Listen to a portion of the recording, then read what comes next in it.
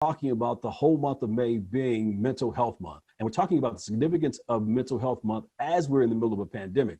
So we're going to talk with Diane Eunice here in just a moment. But first, I want to give you a little bit of background on her. Diane Eunice is a licensed marriage and family therapist. She specializes in all things relationships. Now, she has worked with more than 300 couples and helping them to deal with their relationships. So she's certainly experienced in that area. She has studied sex therapy in Buenos Aires, Argentina, and New York. And she's certified as a telemental health to offer you telemental health counseling there in the comfort of your own home. Don't necessarily have to get out and go to her. She can actually just do it right there as we're doing today, do things virtually.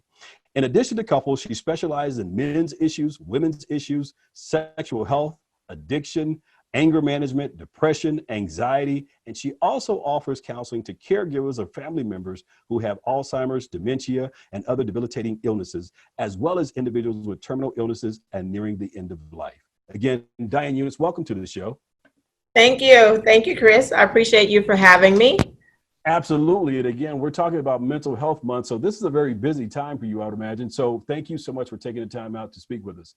Let's set this up. I mean, again, we're talking about Mental Health Month. And I guess it's since 1949 here in the United States, May has been designated as Mental Health Month, primarily, I guess, to raise awareness regarding mental health, but then more importantly, to try and, I guess, decrease the amount of stigma that's associated with mental health. Absolutely. So as we open this up, I guess the question I have for you first is, why do you feel like there's so much stigma associated with mental health?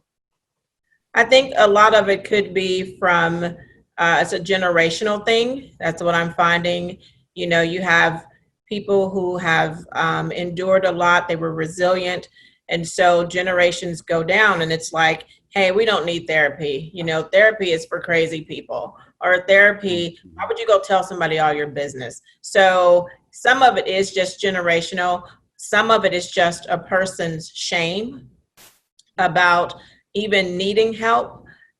That's a big one that I see too. Just, you know, I should be able to handle my problems by myself.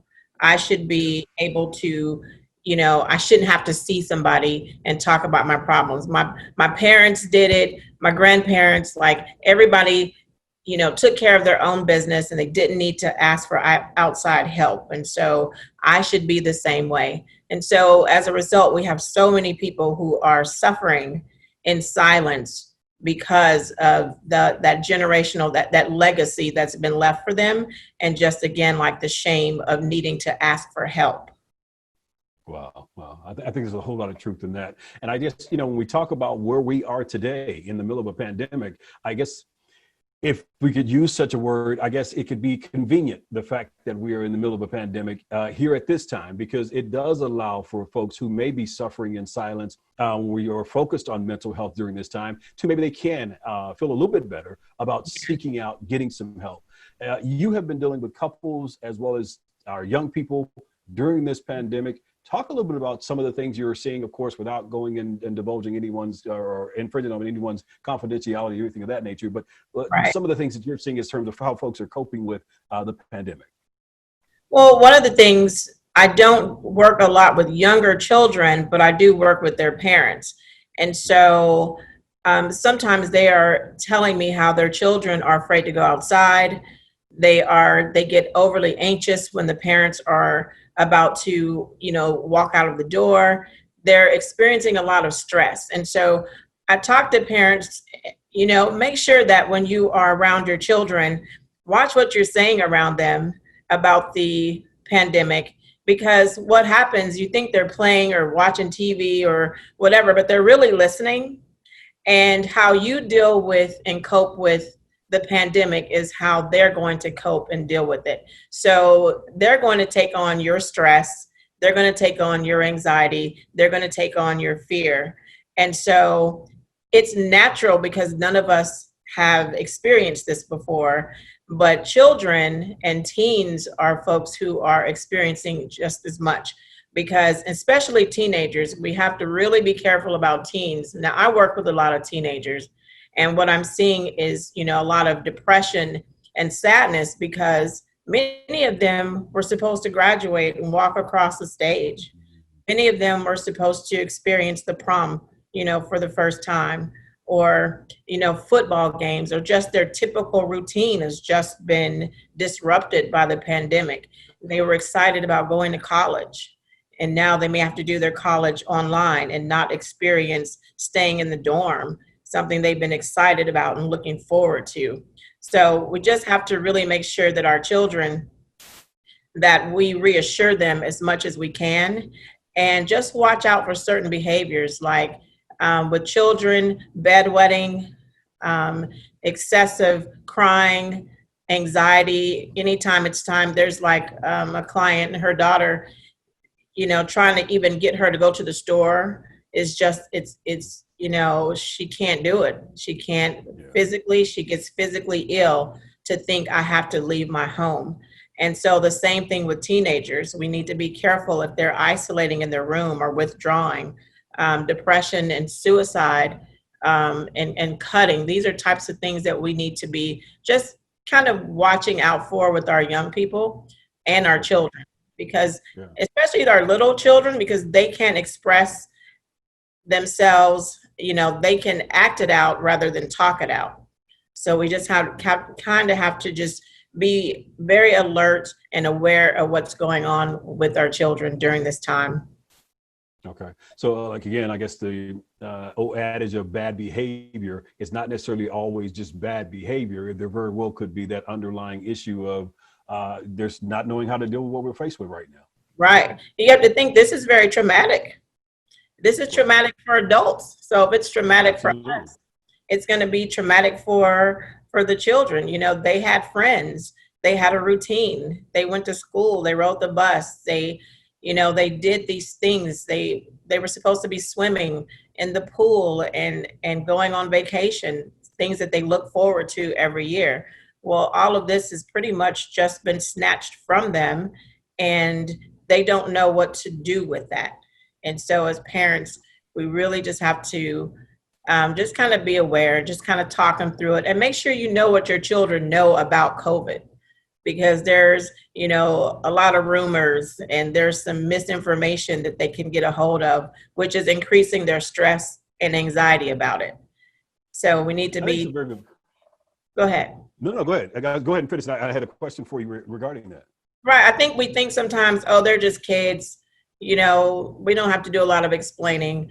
It's, hey, we have a pandemic, so go play. But we need to really, if they're really so dysregulated and it's really causing a problem for them to even cope, we do need to be having conversations. Well, what do you know about it? And okay, well, no, that may not be it, but let me tell you, and this is what we can do to be safe.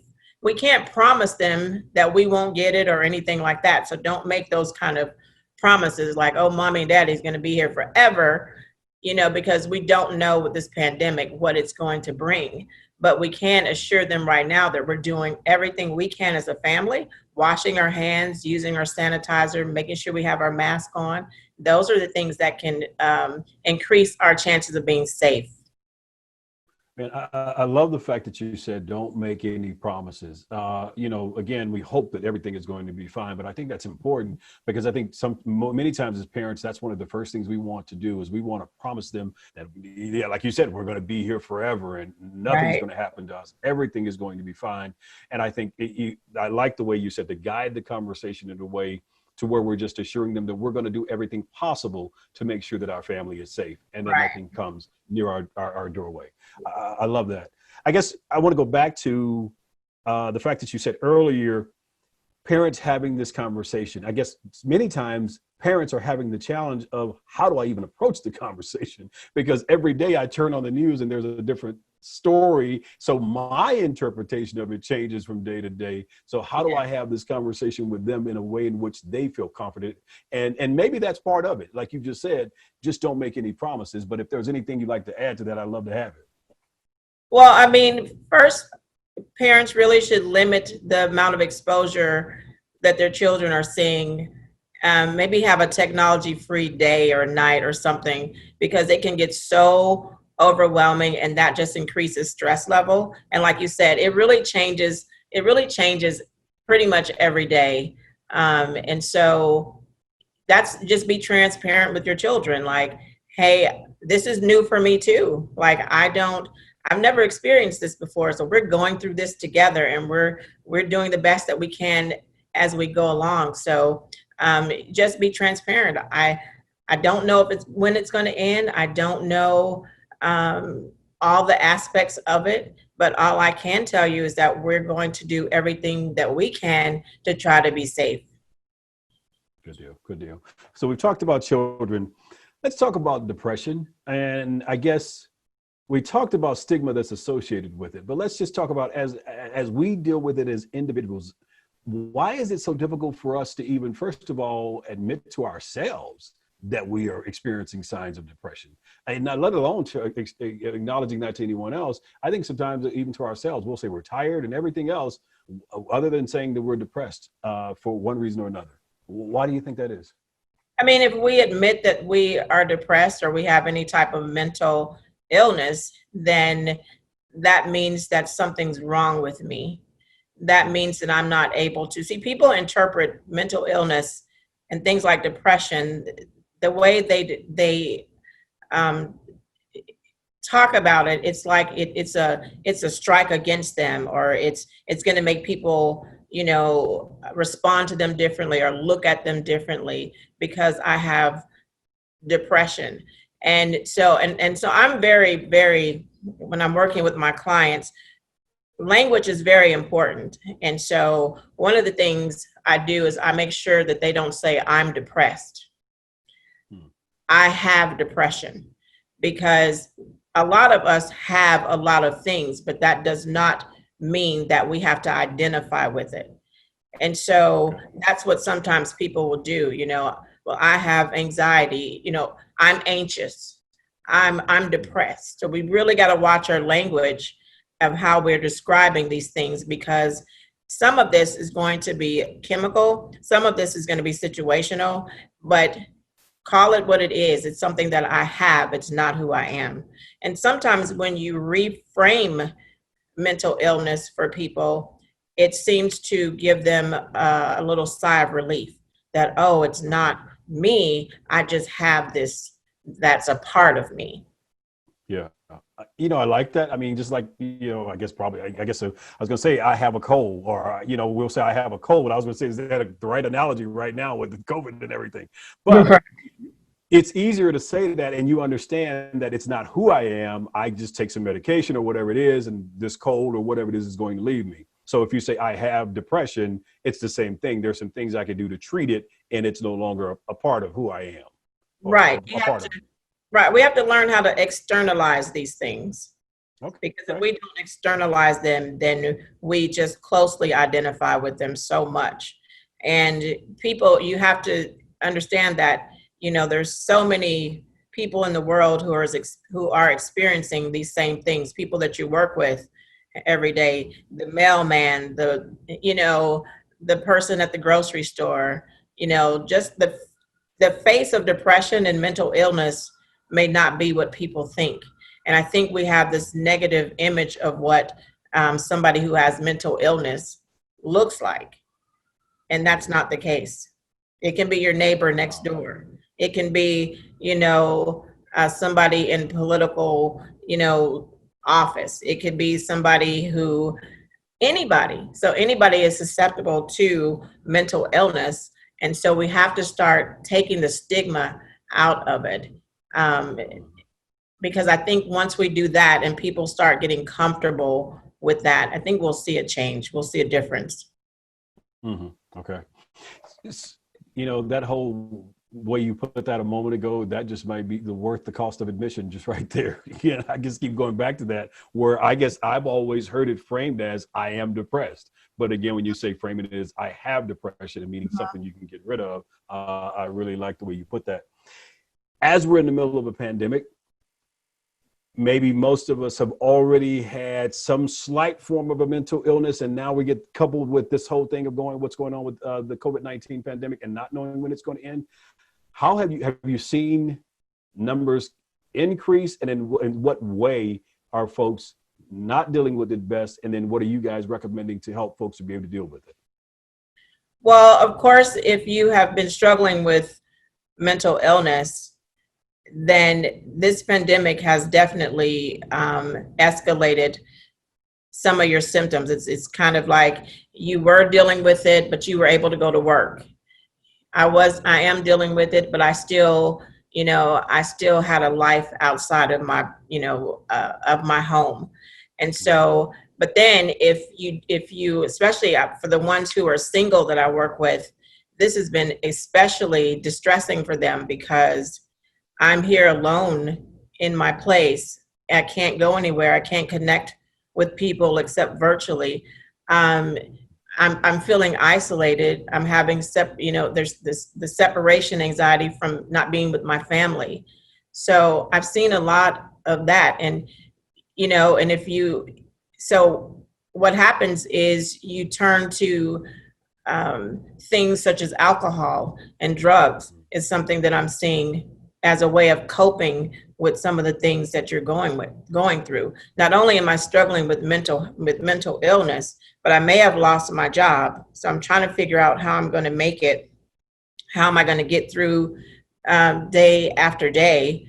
And then you have to understand too that suicide is, they're really watching those numbers as well during this pandemic.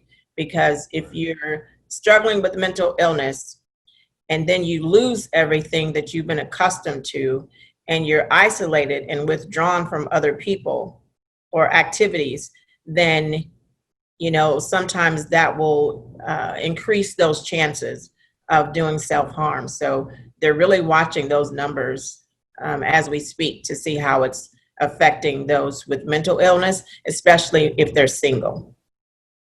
So what suggestions do you have for those who may have a family member or someone that they may be concerned about? What could they do without, I guess, alerting the folks that they are they are concerned?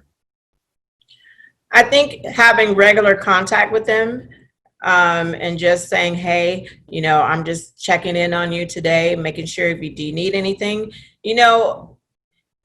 we have these computers and we should really be using them for FaceTime. My family and I, we do Zoom, or we're constantly in contact with each other on a texting. We're all on text every day. We have a running text. So it's just about staying connected with them and check on them, especially if you know that they struggle with mental illness. Call them, check on them, encourage them to, hey, have you been outside? Have you taken a little walk? So exercise is really important as well, especially for people who have depression. But then again, if you have somebody with social anxiety, they're not going to feel comfortable going out. So I have some clients who will not go outside, period. They don't want to go outside. They're scared. What if somebody, we've gotten into, we're scared of people now. What if I go outside and somebody gets too close to me? What if they're not social distancing at the store? So that just increases a lot of more anxiety for them. So I'm like, well, just go out and sit on your porch. What if you can just sit on your porch? How about that? Maybe you can walk to the mailbox and walk back. But the thing is just keeping them in motion and keeping them busy with something. And there's all kind of things that families are doing now. People are having, we can Zoom movie nights, Zoom, just staying connected, Zoom game night. So there's all kind of ways to still, even though we are not able to physically be with them, we still can have fun. We still can get on there and, just have a girls' night or just do something, but stay connected with them. You don't have to allow the pandemic to keep you, it might keep you physically separated from the people you love, but it does not have to mean that you can't stay connected with them and be creative with that connectivity.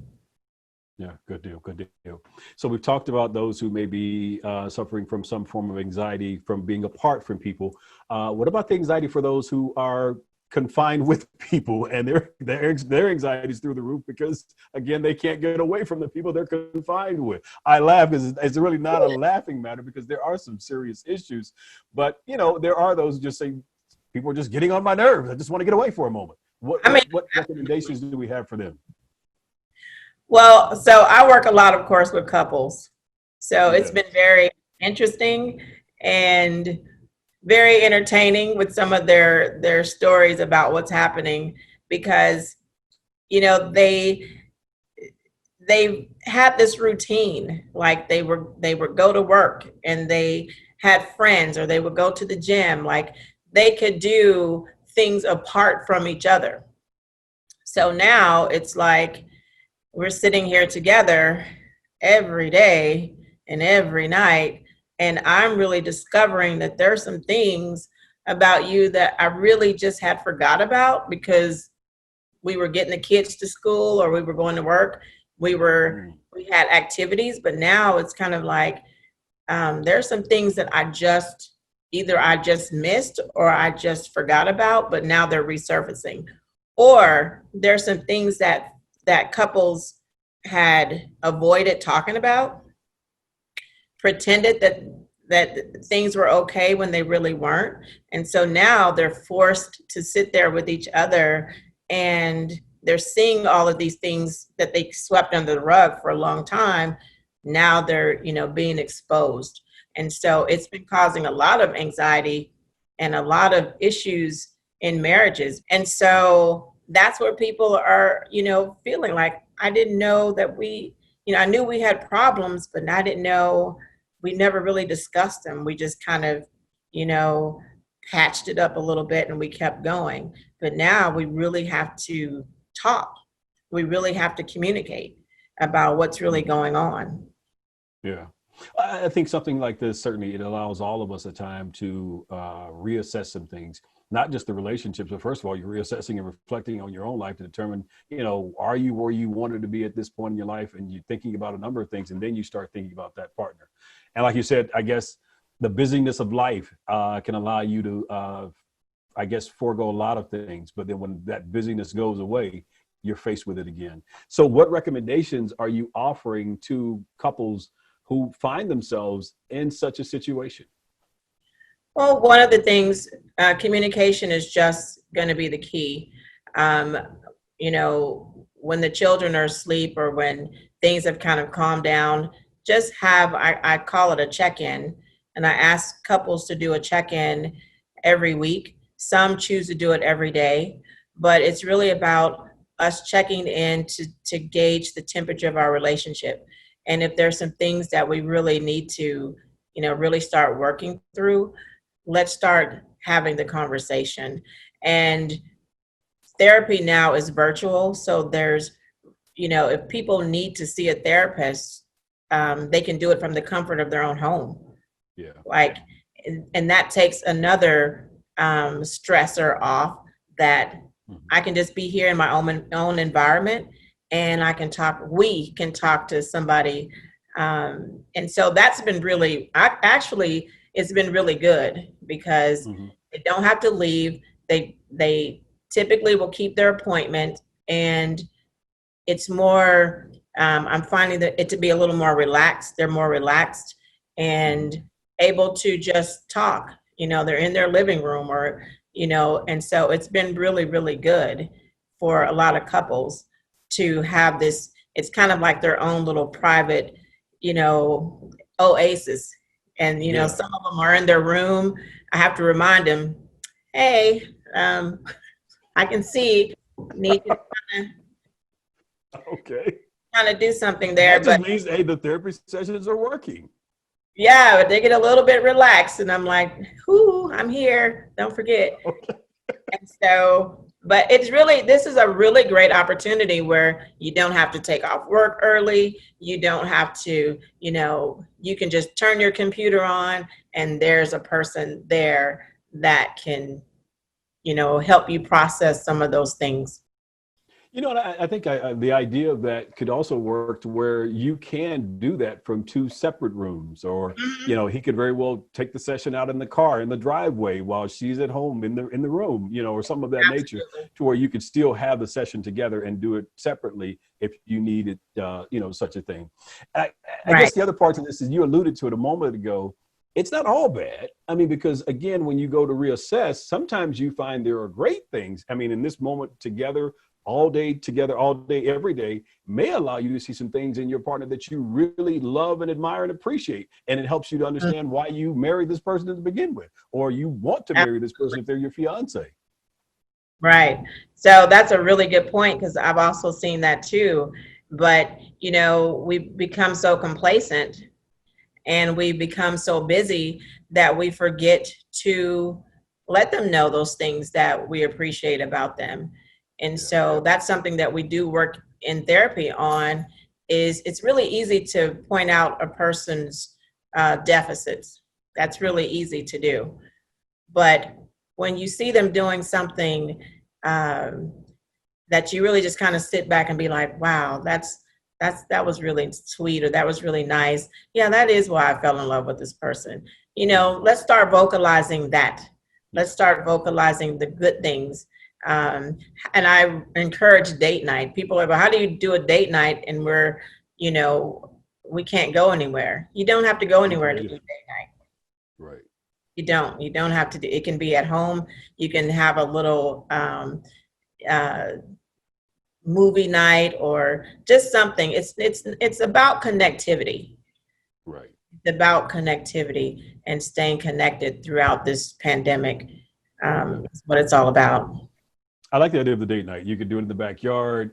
You can do it in a designated room in the house. I mean, you just got to be creative. I mean, just think outside the box and like you said, really the ultimate thing is about the connectivity, but it's, you play it up a little bit by, having some candles on the dinner table, whatever that is for you, but you're dressing up in some kind of way and just make it a special evening. And We've include, talked about, go ahead. I was saying you can include the children, let them be involved in the date night process. Let them serve as the waiters or something, waiters and waitresses. I mean, and they can be the entertainment too. There you are. So, and you want them to see that. You want them to see, hey, we're going through, this pandemic, but the one thing I'm going to remember coming out of it is how my mom and dad stayed connected and how they still, loved each other through it. And that's what you want your children to remember after this pandemic. Yeah. I think it's a great idea. Great idea. We've talked about our young people. We've talked about couples. Let's talk about, you alluded to it a moment ago when you talked about substance abuse.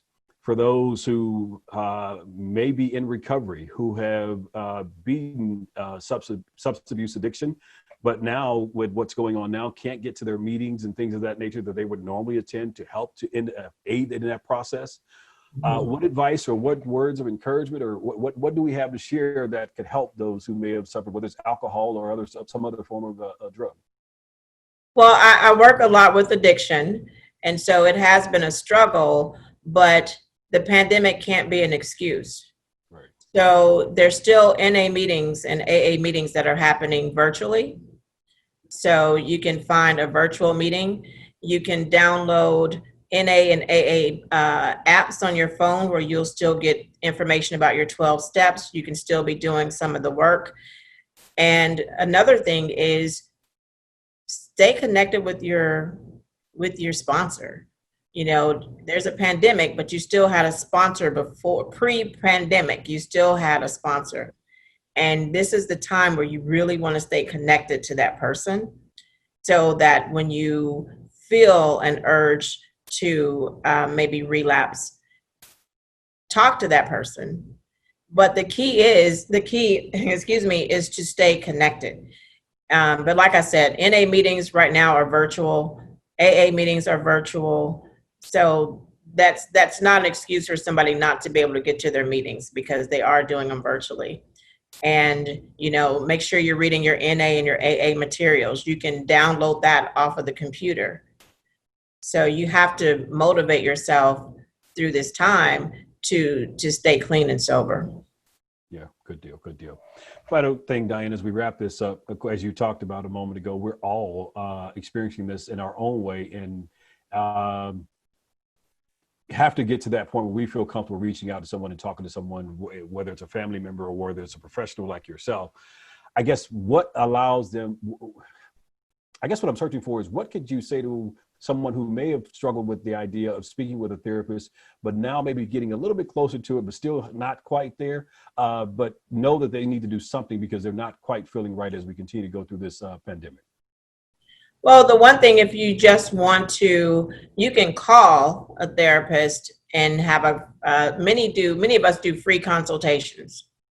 And then during that free consultation, you can talk about some of your, anxiety or some of the barriers to you receiving therapy. And you can establish that therapeutic relationship on that first call.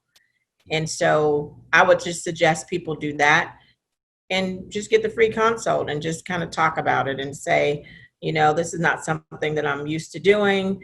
This is not something my family ever encouraged, but I just need something. And it just starts with one phone call. Good deal. All right. Are they contacting you via your website, or is there a phone number? How do they make contact if it's you they desire to speak with? Well, if they want to talk with me, I can't ever remember my number, so I'm gonna look it up right here. Okay. But again, I think it's a great idea just to be able to offer that for if you are on the fence about whether or not you need to speak with someone, and like Diane said, if you just want to talk about the anxiety that you're feeling, give her a call.